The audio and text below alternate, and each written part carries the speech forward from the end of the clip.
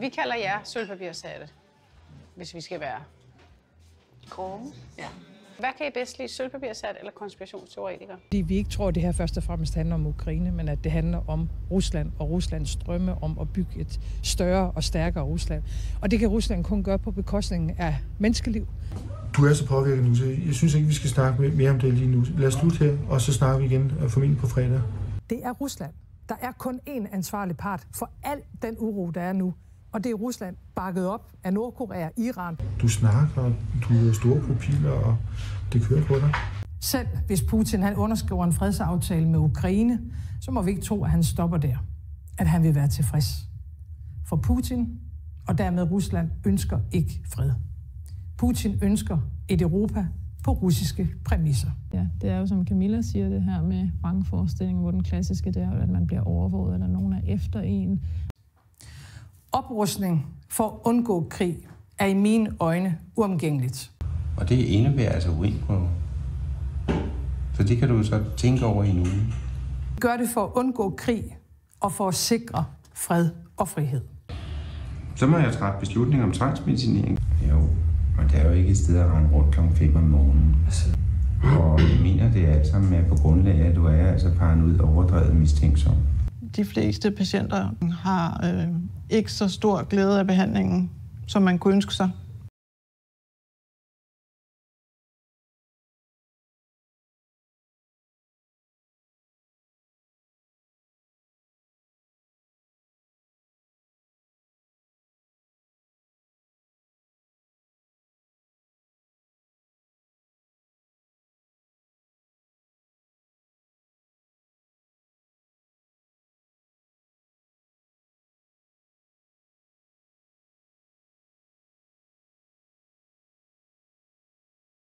Men jeg kan stadig ikke rigtig se, hvordan du kan komme videre, før du på en eller anden måde accepterer, at du er psykisk syg. Jeg vil nok sige, at jeg er ikke helt normal, vel? Efter mange års medicinering med medicin. Men hvis jeg nu ikke var blevet medicineret i 8 år, så kunne det være, at jeg havde været en anden personlighed, ikke? Så. Men nu er jeg blevet næsten en grøntsag, ikke? Altså, jeg skal passe på, at jeg ikke bliver som mange andre psykiatriske mennesker, der skal på psykiatriske plejehjem, eller sidder og sover i sofaen og hænger og glår ud af vinduet. Fordi det bliver man til, hvis man får psykofarmaka i tilstrækkelig lang tid. Så bliver man en grøntsag. Kan du fortælle, hvad det er, der nogle gange sker inde i dit hoved, når det er sådan, at du føler, at der er noget, du ikke kan kontrollere? Det er, når jeg er ude af medicin.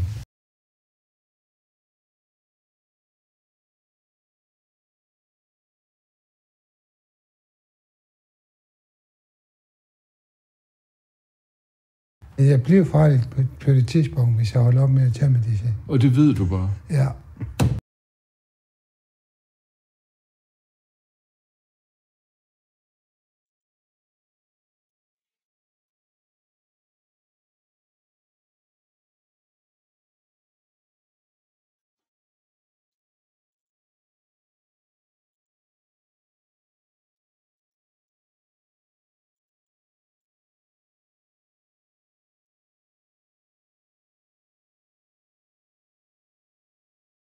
Jeg kan godt lide mindet af skizofren, men det har jeg ikke noget på, så jeg er meldt depressiv. Jeg fejler noget humørsvingning. Ja. Hvad er det for noget medicin, du får? Jeg får Cisalon, og det er måske skizofreni og psykose, som de kalder det, men det virker ikke. Det gør det bare være. Det er ligesom om, at det fastlåser mig i den sygerolle, eller låser sankerne fast, ikke? Men må jeg ikke komme videre i mit liv, ikke? Du skal ikke true mig med at give mig en sprøjte, for det skal der ikke. Det er ikke trussel til tilbud en behandling. Hvad er det for noget, du vil give mig? Jeg tænker, om du lader kontakt. Ja, ved du hvad, jeg kan ikke tåle at kontakt. Det står i rapporten. Jeg har fået det 2 gange, jeg må aldrig få det mere. Det står i rapporten. Det kan også være nucinering. Du skal ikke give mig nogen sprøjte. Og så tager du medicinen, og så kan du få udgang. Jeg vil ikke have den medicin for fanden. Det er det hvide snit, de giver til pilleform, ikke? Og det ved alle, ikke? Men der er ikke nogen, der tør stå ved det, vel? Før i tiden, der opererede de det hvide snit væk. Nu giver de det med piller, ikke? Det har jeg aldrig prøvet. Jeg er så rasende over det her, ikke? Jeg går og håber på, at han siger det rigtigt, han vil hjælpe mig i stedet. Eller, ja. Men han har for meget magt, og det der er galt, ikke? Han har så meget magt, den mand, så det er helt uhyggeligt. Jeg kender ikke nogen mere uhyggeligt, der har så meget magt. Sådan som det går på afdelingen. Ikke? Vi får piller i kajen hele tiden. Piller for at skide, og piller for at vågne, og piller for at sove. Ikke? Jeg er ikke doktor, det ved jeg godt, men jeg kunne godt give dem opskriften på, at vi skulle have så meget medicin. Ikke? Du har aldrig set hernede, eller hørt, at personalet er kommet hen og gjort, nå Henrik, hvordan går det? Det gik godt i går. Det er der, ikke? Det har ikke fået 18 år, vel? Jeg har heller ikke fået det endnu, vel? Men det er det, der skal til. Ikke seksuelt. Lille kram og lidt varme, ikke? Så kunne vi droppe det halve af pillerne, ikke? Sådan.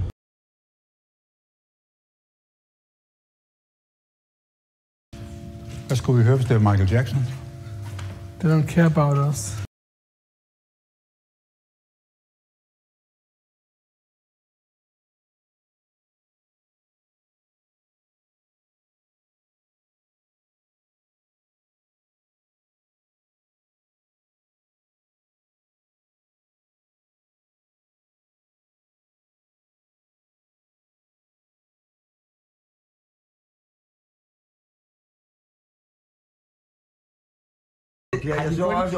Har de kun givet mig ret til 108? Ja. Er du sikker på det? Det ved jeg ikke. De har bare givet ret til at medicinere mig. Nå, jamen hvorfor kan de så ikke sige, at jeg kan bruge den ret til at give dig 164?